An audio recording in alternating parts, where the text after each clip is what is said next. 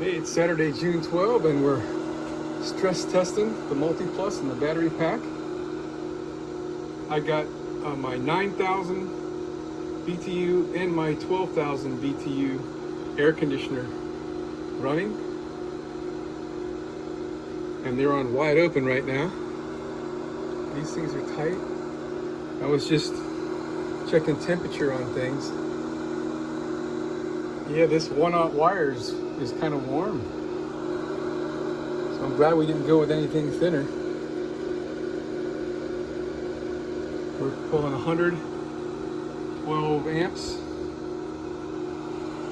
And I can't switch to my Victron app, but it's like 2,800 watts, I think is what it was. Let's see how our BMS is doing. It's just barely warm. Shoot, I could have put this on the inside. Let's let it run for a while. It's cold on the bottom. It's only a little bit warm on this side. I guess this is where the MOSFETs are. Okay. And I'm glad I upgraded the 6 gauge here too. This is 2 gauge.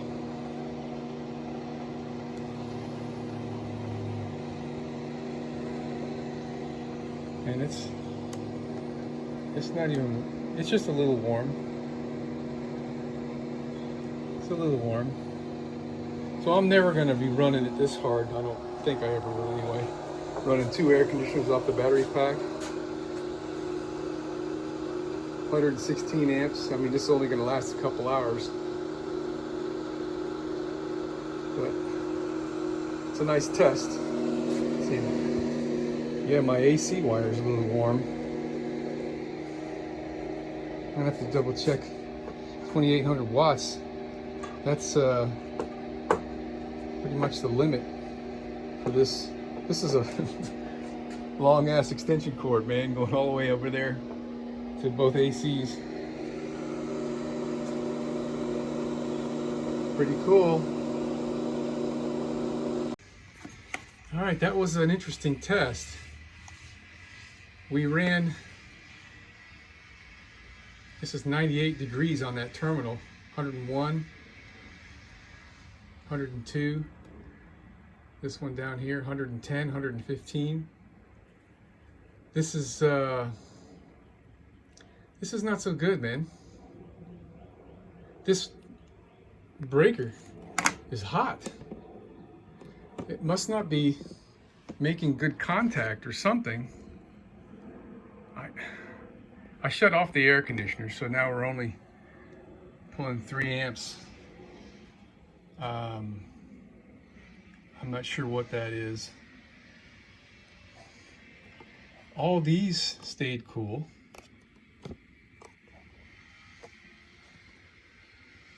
Everything over here has stayed cool. The 2 gauge got a little bit warm, and we were pulling some serious amps there for a few minutes. I don't know what we're going to do here. We're going to have to come up with something different, because this temperature sensor is getting artificially heated from the current flow. I'm going to have to see. I checked these, they're tight. This is a 200 amp breaker, and we were overheating at a little over 100.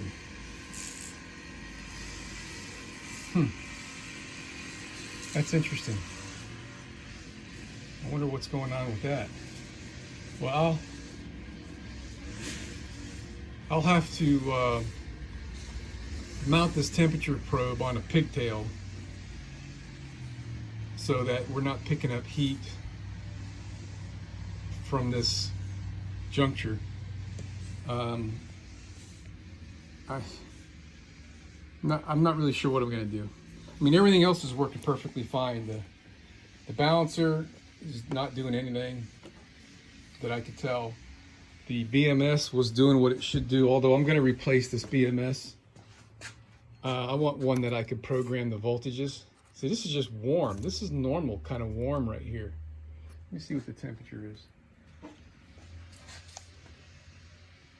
It's telling me 97 degrees. And my table saw is 88. So, I mean that's like a non-event right there, right? But I goofed when I bought this BMS. It's working fine, by the way, with the wire that got hot down there.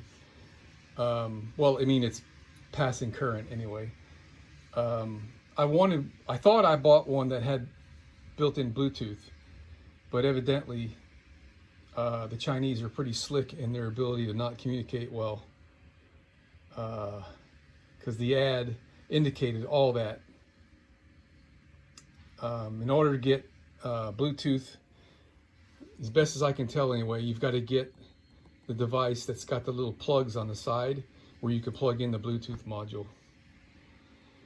So, I mean, they have one that's exactly this size. It looks like identical to this, but it's got the other plugs on the side, so it'll bolt up just fine. I can use my original cables and everything and just plug it in. I'll replace this plug and this harness that I made, although it was a pain in the ass to do, but version 2.0 on the harness will be a lot easier than 1.0. I just got to copy this one. But yeah, gosh, I'm disappointed about the heat here. I'm wondering if maybe the crimp wasn't tight enough or something. I don't know what's going on here. It seems like it's hotter right where the crimp is. I mean, it's still really hot right there. I don't know what's going on. This one with it's got tape on it, so it doesn't feel as hot. Interesting. I think I might have extras of these, and I can stress test this joint and yank the shit out of it. See if I can pull that conductor out of there. Maybe maybe that crimper tool is not quite tight enough. What was that, 50 millimeter wire size die might not be quite tight enough for 1/0 wire. I don't know. It wouldn't be hard to adjust that. We can just grind down the end of the dies so they come a little bit closer. And it would suck. I mean, these are cool. They're actually feeling cold almost to the touch because of my fingers are pretty hot right now, and this has been sitting here all night in the evening. It's still not warmed up. The batteries are doing great. Let's see how these are doing. Fine. It's mostly just that one. All right, we're doing another test. I took the breaker out and just put the 200 amp breaker. Should have been fine, right? We're pulling 100 amps right now, and we're just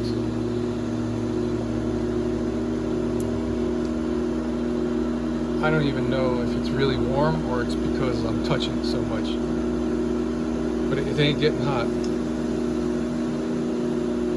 Oh, look at there, man. Overload. Let me check the amperage, wattage. Well, 2,800 watts. We are at the upper limits, and whatever the temperature is, this thing's pretty warm. Let me see how hot it's getting. 97 degrees, 99, 101, 103, 105. Okay, so we're really getting it to work over here. Look, 111 amps. All right, I'm happy with what's going on with that. I'm not going to push it that hard anymore. Let me turn off one of the air conditioners. Yeah, I'll turn off my 9,000 back here. That'll help. So let's see what it's pulling now with just the one.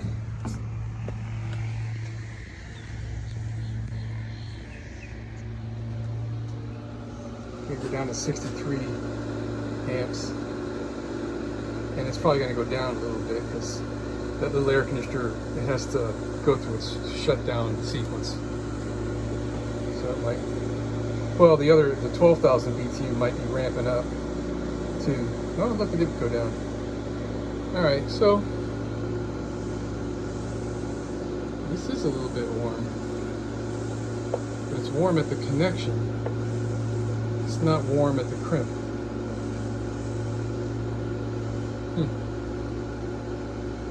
Interesting. This is slightly warm.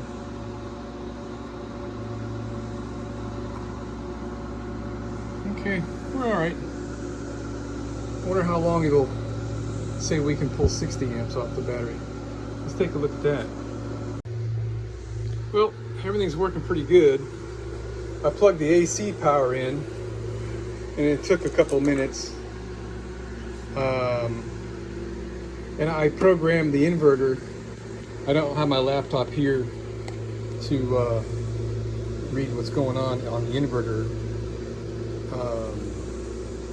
But if I remember right, I set it for 5 amps AC maximum current flow because my AC supply was getting hot. And with that, I forget what the screenshot is I just took, but I think it's like 3 hours of power in the battery. It's still pulling from the battery because it takes more than 5 AC amps to run that air conditioner. It's closer to 10. Right now we're pulling 29 amps off the battery. So part of the current's coming off the battery and part of it's coming from my AC.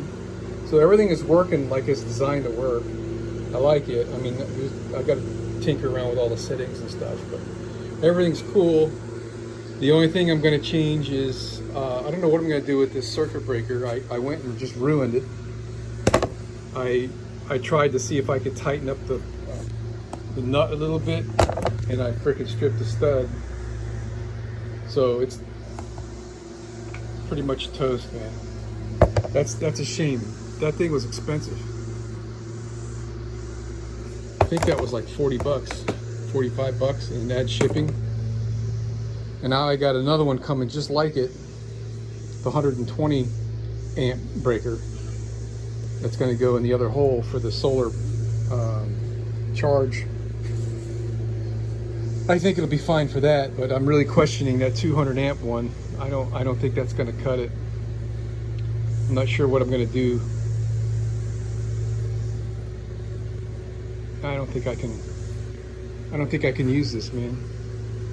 I mean, I can put a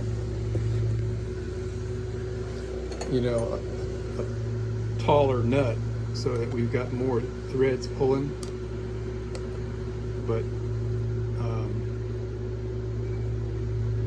that is kind of a thin nut, isn't it?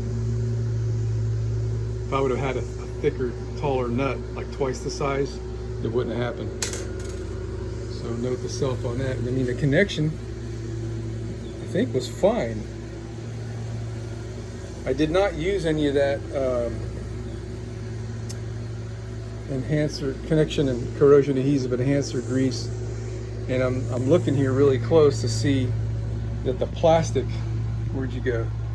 The plastic on the breaker was not interfering with the connection. Like if the terminal wasn't sitting flat up against the metal down there because the plastic lip was up too high. I can't really tell. It doesn't look like it.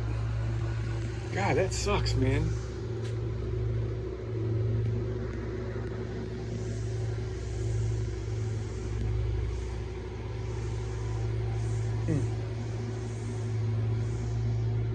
Oh, shit.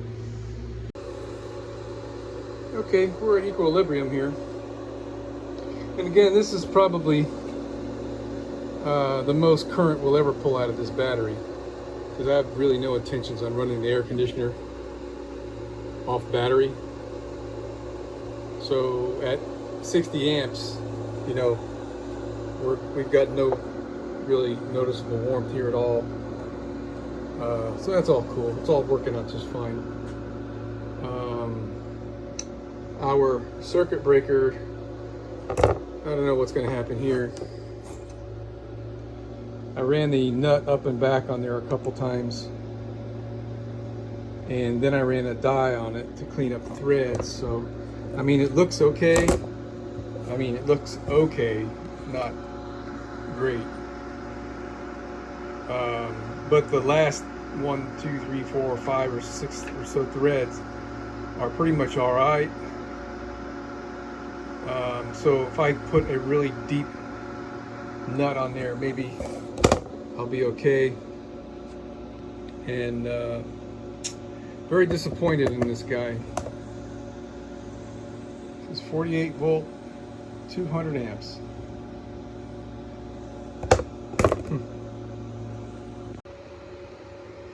All right, well, I got a plan anyway. I just happen to have some of this 3/4 hexagonal brass stock left over from, I think it was when I was working on my welder. I think it was these things. Yeah, I had to make these things for the welder because I couldn't find the exact fittings. So I bought some of this hexagonal stock. So I made a nut that's a half inch thick. So we'll get all the threads that we possibly can. And so what I'm going to do here, try to save this thing. I didn't know these things were copper, man. I thought they were brass. Jesus. Anyway, we'll make our battery connection on this breaker, and we'll make a small jumper to go from here to here. So the only thing that needs to be on this stud is, you know, this guy right here. And that'll give us plenty of thread to try to, easier to do this when you're looking right at it, okay? We'll get every single thread that's available on there, and hopefully that'll be enough that way we can tighten it up. And you know what I'm gonna do? I think I'll make another one of these for that guy, just because I can. I don't have to worry about stripping that out too. So that came out pretty nice.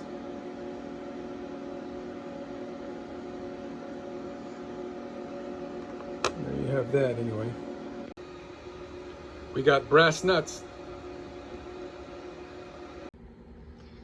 Check out what I just learned. I took the this terminal and I put it on there, put the nut on it, and I worked it back and forth, and you can see there's a ring closer to the threads. That's the only area that was touching. There's a little bit of a defect in that surface, and I think that's why that thing was heating up, because all the current had to pass through that small little ring instead of the whole surface of that, plus I guess whatever the nut was passing through on the top side, right? And this one is doing the same thing. That little dark ring around the inner part there is where it's touching. You know, I would never be able to file that any flatter than it is. All right, check it out. And I put a nice smooth finish at the bottom of that. The way I'm doing it is I'm using my boring bar here. And I'm just spinning this thing by hand. Let's see if I can show you what I mean here. I gotta raise up just a hair. Let's see if I can do this.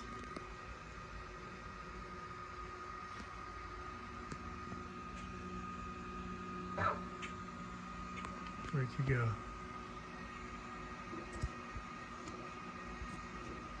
Not touching.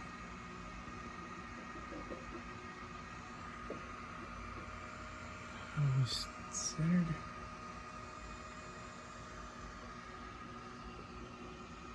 I think so. Let me raise up a few more thousandths. 1, 2, 3.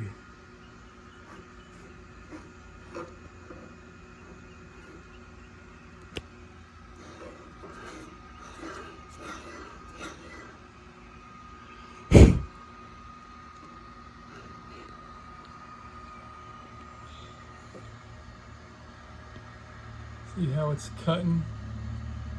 It's a little bit crooked, but I mean, we're talking hairs, but it's cutting that little ridge off the inside. Gonna raise up. I hold down right here with my hand because that plastic is kind of tipping, and it's, you know, it's the best I could do here with this Mickey Mouse setup. All right, that was a total of about 5/1000ths of an inch that I machined off those surfaces. So if these threads hold out, I think we're going to be all right now.